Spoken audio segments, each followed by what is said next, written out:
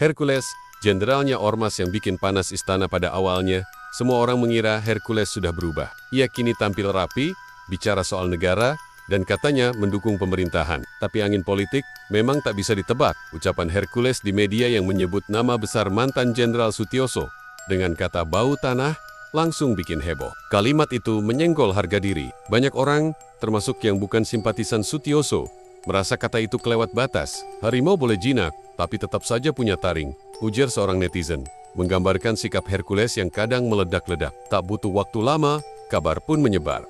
Konon Hercules dipanggil ke istana. Ada juga yang bilang dia tak sampai datang, tapi ditelepon langsung oleh Prabowo. Entah benar atau tidak, yang jelas tanggal 2 Mei, Hercules buru-buru bikin video permintaan maaf. Katanya, "Saya mohon maaf sebesar-besarnya, saya hanya terpancing emosi." Peribahasa bilang, karena mulut badan binasa. Mungkin ini yang dirasakan Hercules. Ia tahu kata-katanya bisa menghancurkan citra yang sedang ia bangun. Sebab bagaimanapun juga, presiden yang sekarang pun seorang purnawirawan jenderal, Menggina I, bisa dianggap menghina semua.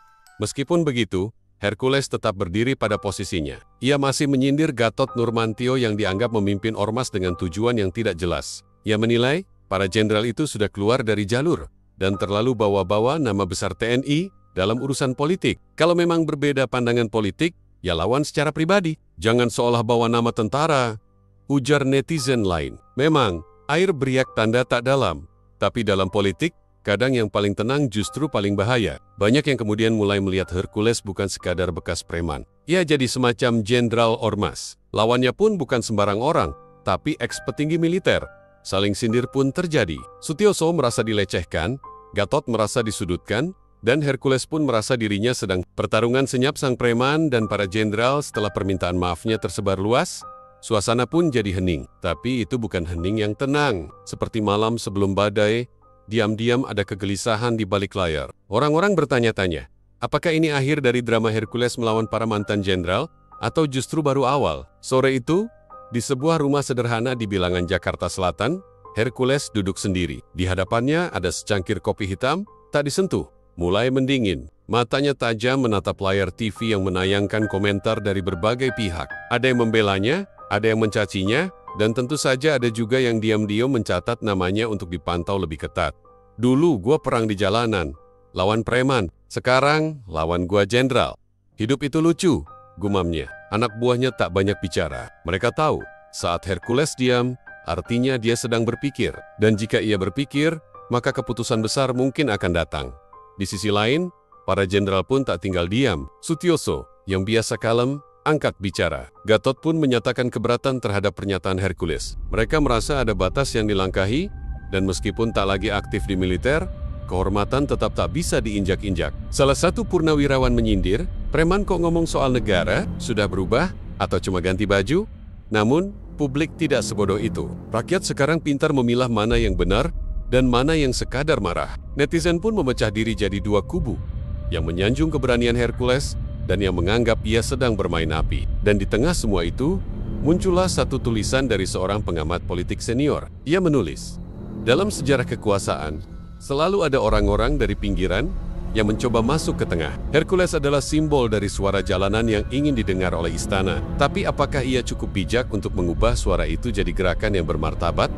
Kalimat itu membuat Hercules termenung. Ia tahu, musuh yang dihadap, peribahasa kembali membisik padanya. Berat sama dipikul, ringan sama dijinjing. Mungkin sudah waktunya ia tak jalan sendiri. Pagi berikutnya, sebuah video kembali beredar. Kali ini bukan permintaan maaf, tapi ajakan. Hercules berbicara lantang namun lebih tenang. Saya, Hercules, bukan musuh negara, tapi saya juga bukan budak politik siapapun. Saya hanya ingin para jenderal paham bahwa rakyat di bawah juga punya harga diri. Jangan semua dibawa nama besar. Kita sama-sama anak bangsa. Kalau saya salah, saya minta maaf. Tapi kalau benar, saya akan terus bicara. Dan dengan itu, babak baru pun dimulai. Bukan lagi soal siapa yang lebih kuat, tapi siapa yang bisa lebih menahan diri. Karena seperti pepatah lama, tong kosong nyaring bunyinya, tapi kayu yang keras, diam-diam bisa membelah batu. Drama ini belum usai. Mungkin akan ada penggang-penggang lain. Tapi satu yang pasti, Hercules sudah tak bisa dianggap sekadar beang-beang masa lalu. Ia kini berdiri sejajar, walau tak di barisan militer. Ia jenderal, di medan yang berbeda, dan medan itu kini mulai diperhitungkan. Benturan dua dunia, Ormas versus Jenderal Minggu pagi.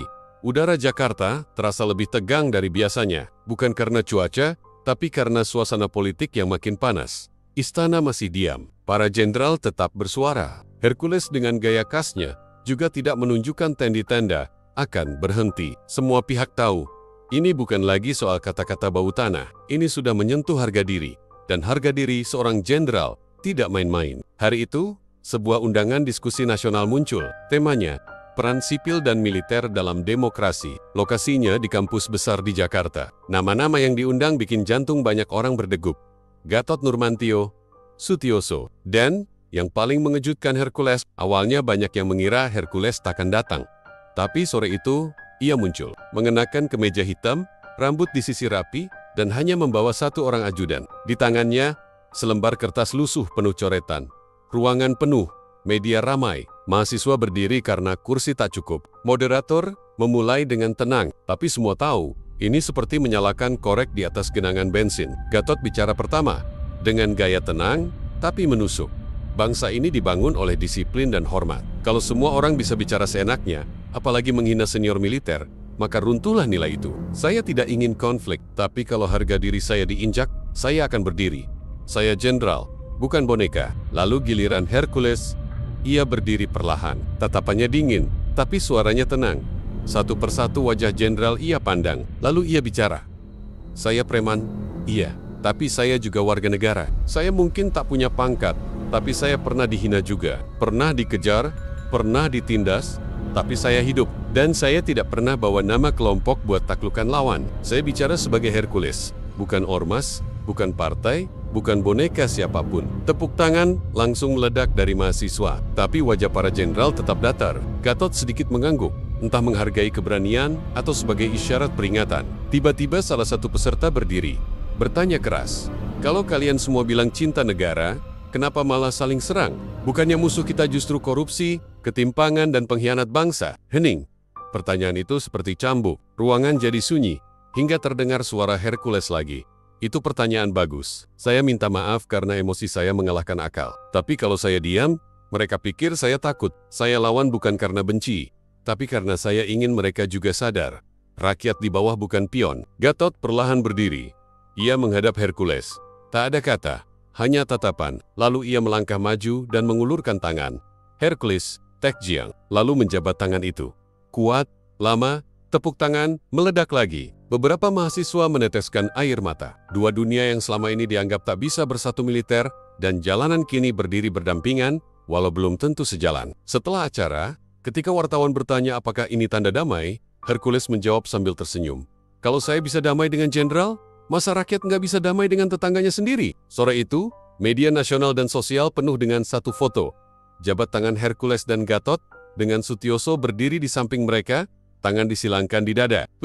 Tapi seperti kata pepatah, api padam bukan berarti bara mati. Cerita belum usai, tapi setidaknya untuk hari itu Indonesia belajar satu hal, bahwa di tengah panasnya ego, masih ada ruang untuk bicara dan menghormati. Walau tak selalu sepakat, bayangan di balik panggung beberapa hari setelah peristiwa jabat tangan itu, suasana tampak tenang. Media mulai mereda, netizen mulai pindah topik, tapi di balik ketenangan itu, ada yang tidak beres. Orang-orang yang paham politik tahu, kalau konflik sebesar itu mereda terlalu cepat, pasti ada tenggen-tenggen tak terlihat yang mengaturnya.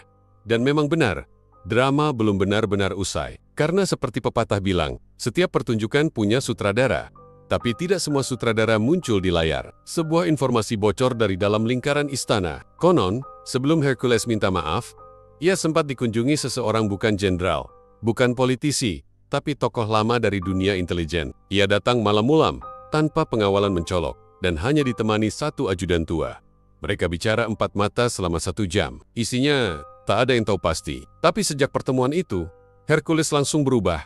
Bukan jadi takut, tapi lebih hati-hati. Dan yang paling mengejutkan, ia tiba-tiba membatalkan beberapa agenda ormas yang seharusnya jadi unjuk kekuatan. Dari sumber lain, terkuak pula bahwa nama-nama besar dalam politik mulai resah. Ternyata, pernyataan Hercules sebelumnya soal para jenderal yang berada di partai berseberangan dengan pemerintah, menyenggol kepentingan banyak pihak. Ada yang ingin Hercules terus bicara, agar opini publik digiring ke arah ketidakpercayaan terhadap elit militer oposisi. Tapi ada juga yang justru ingin membungkamnya, agar tak membuka borok lebih dalam. Saat itu, seorang sahabat lama Hercules, yang kini menjadi pengusaha besar, mengirim pesan lewat perantara.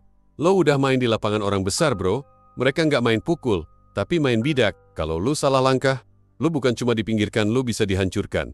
Hercules mulai merasa ada yang aneh. Beberapa kawannya mulai jaga jarak. Beberapa kontrak Ormas Nea yang sebelumnya aman mulai dicabut diam-diam. Bahkan, ada laporan bahwa anak buahnya di beberapa daerah mulai ditekan. Lalu datanglah sebuah paket ke rumahnya.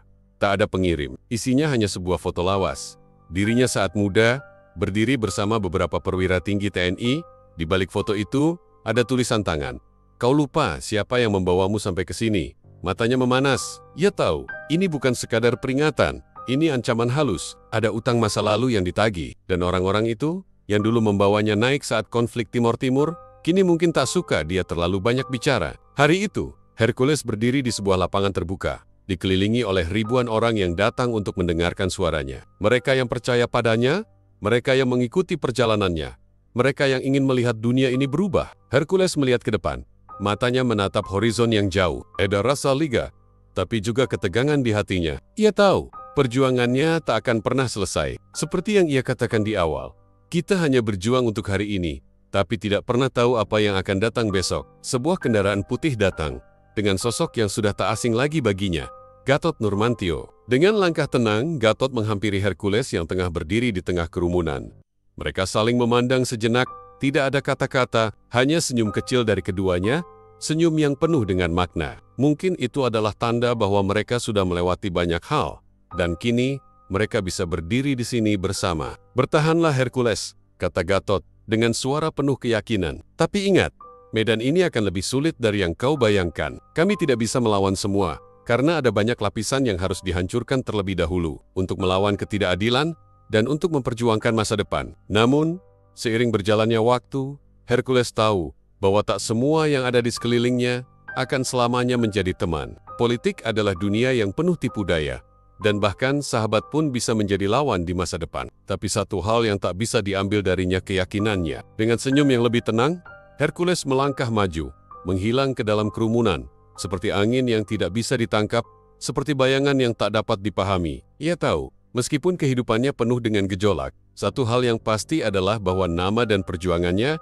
akan terus dikenang. Karena seperti kata pepatah terakhir yang ia selalu pegang, orang bisa mati, tapi ide tidak akan pernah hilang. Selama masih ada yang percaya, perjuangan akan terus hidup. Dan Hercules, meskipun tubuhnya bukan lagi di garis depan, namanya akan selalu menjadi simbol perlawanan bagi mereka yang berani melawan ketidakadilan, meski dengan cara yang tak selalu diterima oleh semua orang. Dengan demikian, cerita Hercules pun berakhir di satu babak ini. Tetapi legasinya tetap hidup dalam tiap langkah perjuangan rakyat yang terus melangkah maju, tak peduli seberapa berat jalannya. Ia telah menjadi bagian dari sejarah yang tak akan terlupakan.